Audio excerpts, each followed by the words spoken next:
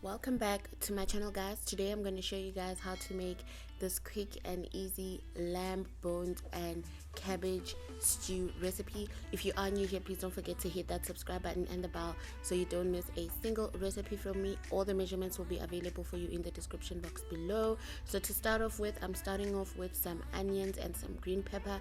I've added those into my pot, which I had put in a little bit of oil, and then I'm going to saute that and allow the onions to become nice and translucent. I've also added a bay leaf at this stage. I also just want my bay leaf to start infusing its flavors earlier on in the stew. Next, I'm going to be adding the lamb bones. So those are the lamb bones over there, and I'm just going to add them into my pot at this stage. Then I'm going to give it a mix just so I can evenly distribute everything and make sure that all the meat is touching these surfaces. And my aim here is just to give the meat a browning, and basically this is what it's looking like. So after I've done that, I'm then going to add some freshly cut tomatoes. You're also welcome to use canned tomatoes if you've got those on hand. They would work perfectly fine. I've added those into the pot, and then I'm going to allow those to cook through for about 5 minutes, just until my tomatoes have softened up a little bit more than what they are right now. So after 5 minutes, this is what the tomatoes are looking like. You can see that they have definitely softened up. So I'm just going to give it a mix just so I can evenly distribute those tomatoes, because you saw in the previous clip I had not mixed them through. Then at this point, we're going to be adding our cabbage. It's important for us to add our cabbage while our stew is still dry, so basically we don't have a sauce yet.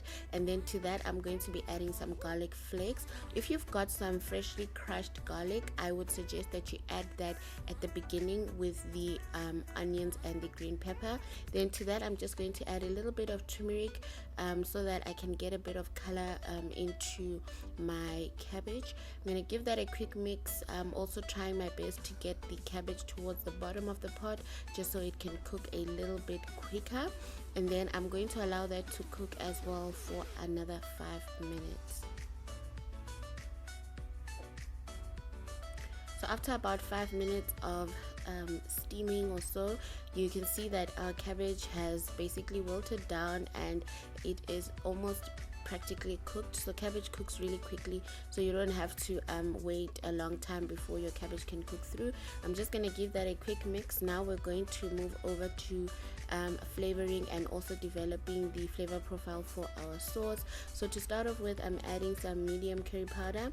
You can also use whichever curry powder you prefer. If you want the really spicy one, you're welcome to do that. Then I'm going to add some beef cubes. So yes, I am using beef stock.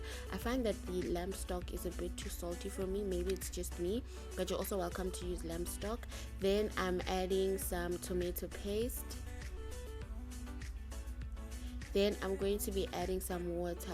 So for this stew, I'm not going to be adding any additional vegetables or anything. The only veggies that I have in here are the cabbage that I've added. So with the water, you just want to make sure that you add enough water to cover the top of your meat, and also enough water that will reduce to making a sauce. In the description box I will have a measurement, but I also want to encourage you to also use your eye to see what it is that you potentially want out of your sauce. I typically don't want really thick sauces, so I prefer mine to be really runny.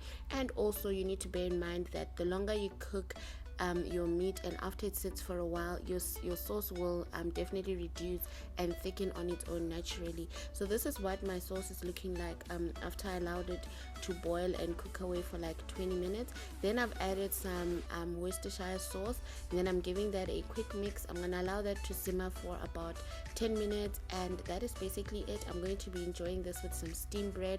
I do have the recipe for the steamed bread on my channel. I'll also have it in the description box below. And that is it for this video. It's quick, simple, and easy. If you are new here, don't forget to hit that subscribe button and the bell so you don't miss a single recipe from me. Comment in the comment section, like this video, and I will see you next time. Bye.